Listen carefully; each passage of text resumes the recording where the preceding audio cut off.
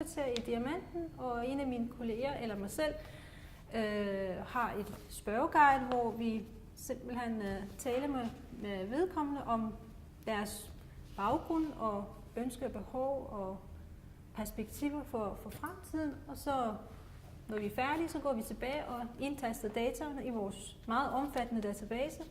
Efter interview kommer matchningen, der går vi simpelthen i databasen og siger, at her har vi en mentee, der kunne tænke sig en mentor inden for litteratur. Hun vil gerne blive forfatter, men ikke rigtig ved, hvordan, altså hvilke forlag hun skal kontakte, og hvad gør man? Jamen så prøver vi at finde en mentor, der har de kvalifikationer. Og så sender vi en mail til begge parter om hinanden, opfordrer dem til at møde første gang, ganske uforpligtende. Det er ret vigtigt, jeg understreger, uforpligtende. Første møde er altid uforpligtende, fordi man lige skal se hinanden an. Man kan matche nok så fint på papir, men nogle gange er kemien bare ikke til stede, og det kan godt være en barriere i at have en god mentorrelation. Så det er ret vigtigt, at man lige mærker hinanden og ser hinanden an. Og så skal man føle sig meget fri til at sige, at jeg tror ikke, det går det her med den her person. Jeg vil gerne have en ny mentor eller en ny mentee. Det må man gerne. Mens man er i mentorforhold, så er der en masse forskellige tilbud om uddannelse, man kan deltage i Kvinfos regi. Vi holder workshops og kurser og netværksmøder med dem, og vi tager også nogle gange kontakt med e-mail eller telefon og spørger dem, hvordan det går, og om de nu synes, at deres mentor eller mentee er, som de havde håbet på. Om man ses ofte nok osv. Så der er også en slags opfølging fra vores side. Et mentor-mentee-forhold varer typisk 1 års tid. Vi siger ikke, at man ikke må se hinanden efterfølgende. Nogle gange bliver man så gode venner, at man bliver ved med at se hinanden. Det må man selv om, det er fuldstændig op til individerne, men i Kvinfos regi, så er mentor-mentee-forholdet ophørt efter 1 år. Og så må man meget gerne vende tilbage til os og fortælle, hvordan det er gået, og om man nu har nået det mål, man har sat sig til at starte med. Mentees er kvinder med flygtninge- og indvandrerbaggrund, eller de er efterkommere af flygtninge og indvandrere. Vi har sat en minimumsalder, der hedder 20 år, men ellers er kvinder i alle aldre velkomne i netværket. Det kan være kvinder med eller uden uddannelse på forskellige niveauer. Det kan være nogen med eller uden arbejdserfaring. Det kan være kvinder, som har et socialt mål, de gerne vil nå, at de vil gerne blive bedre til at tale dansk eller få flere danske venner. Det kan også være nogen, som har nogle karriereambitioner, vil gerne skifte spor eller vil gerne videreuddanne sig osv. Men der er 2 ting, der er til fælles for alle de kvinder, der er mentees i vores netværk. Det er for det første, at det er nogle kvinder, der vil videre med deres liv. De har et konkret ønske om at komme fra punkt A til punkt B. Der skal ske noget. De befinder sig i et stadium i deres liv, hvor de har nogle ønsker, men de skal have lidt støtte til at komme videre mod målet. Og så er det selvfølgelig frivillige. Der er ikke nogen kommune eller institution eller ministeriet, der kommer og siger, værsgo, her er en mentee, hun skal blive medlem af jeres netværk. Sådan fungerer det ikke hos os. Det er 100% frivillige. Vores mentorer, de er som regel danske kvinder, men mentorskabet er også åbent for kvinder med anden etnisk baggrund. Det, der er sådan fællesnævneren for vores mentorer, det er kvinder, som har en vis erfaring, og kvinder, som har en vis overskud, og er villige til at støtte kvinder med en anden etnisk baggrund end dansk. Og så er det selvfølgelig frivillige. Men det, der er vigtigt, det er, at man gør op med sig selv, om man har lyst til at bruge ressourcer og tid på noget, som man egentlig kun får nogle uhåndterlige resultater af. Altså man får ikke et check eller en buket blomster for os, men man får en stor personlig tilfredsstillelse i, at man hjælper man støtter et andet menneske i at nå sit mål. Og vi hører meget tit fra vores mentorer, at de synes, at de får meget anerkendelse fra andre i deres omgivelser, fordi de er mentorer i Kvinfos mentornetværk.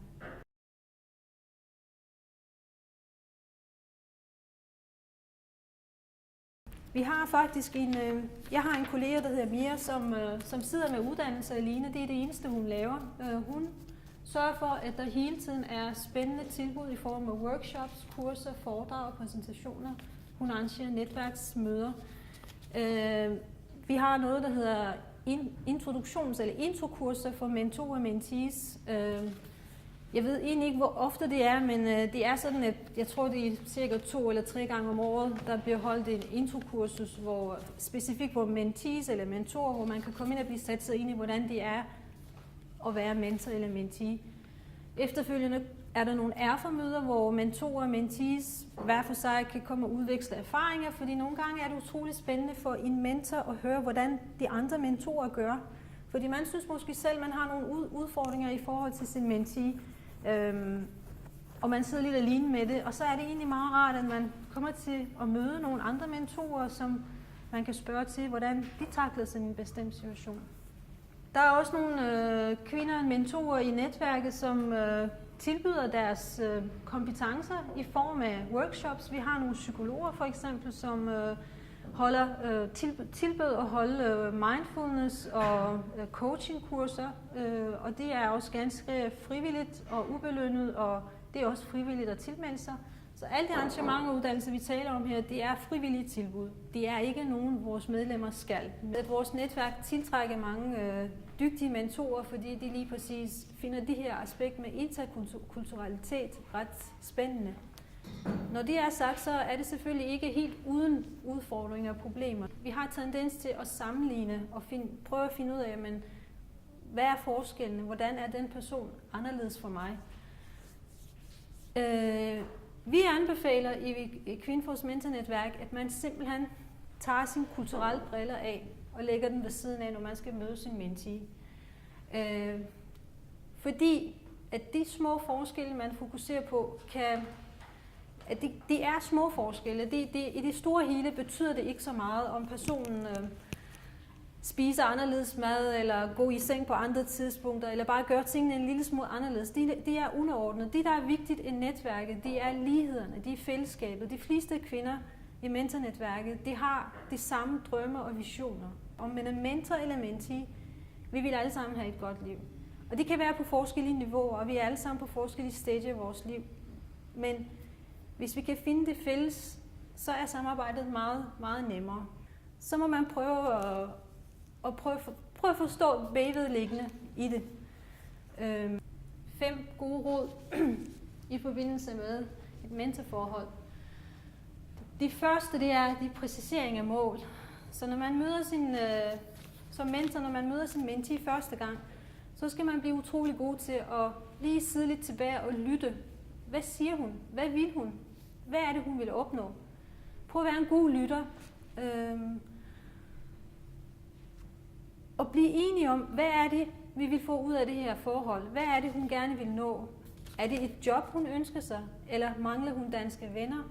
Eller er det sproget? Eller er hendes uddannelse måske...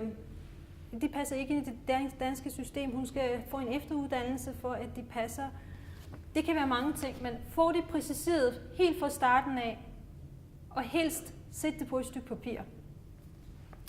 Og så er det det her gensidige forventningsafstemning, og det gælder både mentor og mentee, fordi menteen kommer ind i et forhold med nogle bestemte forventninger om, at mentoren skal hjælpe mig med noget.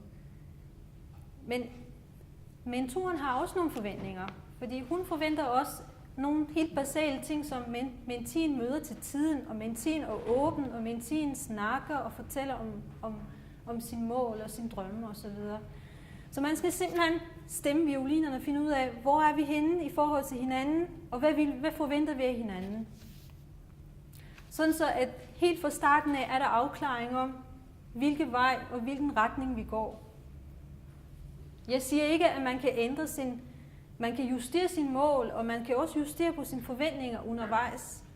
Men hvis man gå ind i forholdet, uden at gøre sig klar over, hvad er det, vi forventer af hinanden, så kan det bare blive noget hygge og kaffesnak. Og kommer man måske ikke videre med det. Så har vi udviklet nogle værktøjer for at strukturere samarbejdet lidt.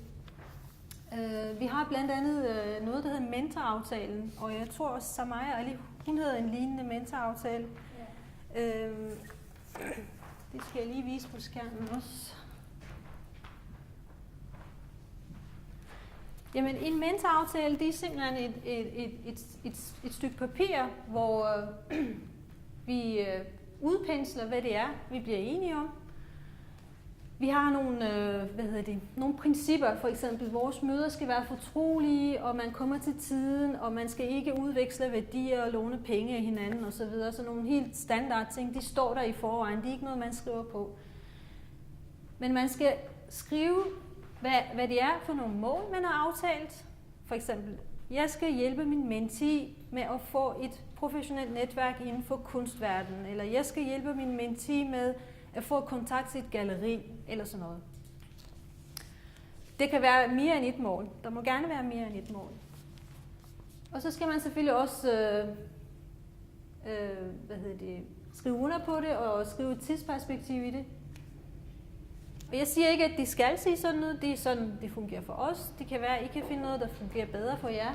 Men jeg tror, at det hjælper rigtig meget at have et eller andet konkret stykke papir, man altid kan komme tilbage til og se, nå ja, det var de, vi aftalte. Det var de, vi begyndte at se hinanden for. Så det vil jeg i hvert fald stærkt anbefale.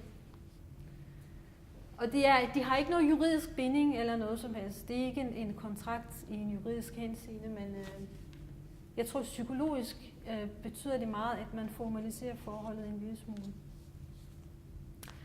Og så har vi en aktivitetsplan. Det er, kan man sige, i forlængelse af mentoraftalen, så kan man lave et aktivitetsplan, hvor man simpelthen skriver alle de mål, man har sat sig for, og hvilke aktiviteter skal der være under hvert mål. Og så sætte en tidsplan for det, og når man så har afsluttet den del af aktivitet, så skal man også skrive, hvad man har opnået. Det kan være, at det virker lidt firkantet nu, det hele skal skrives på papir og så videre. Det er heller ikke sikkert, at det er det rigtige i alle mentor-mentee forhold, men det er bare et værktøj og et redskab, som I kan tage i jeres overvejelser, om det er noget, I vil bruge. Der er også nogle af vores mentorpar, der benytter sig af noget, der hedder en logbog. De har simpelthen en lille notusbog, som fra gang til gang, fra møde til møde, der skriver det, hvad de har snakket om, hvad de har aftalt, og hvornår de skal mødes næste gang. Og så er det simpelthen en slags dagbog for hele mentorforløbet. Og den form for mødestruktur helt fra starten af, og aftale, hvor ofte vi mødes, hvor lang tid vi skal være sammen, og hvor skal vi mødes. Vi siger også altid til vores mentees, jamen det er ikke mentorens job at skaffe jer et job. Mentoren kan ikke skaffe jer et job. Men mentoren kan eventuelt åbne sit professionelle netværk, som måske kan lede til et job. Så det er stadigvæk menteen selv, der skal gøre arbejdet, og mentoren skal støtte og lytte.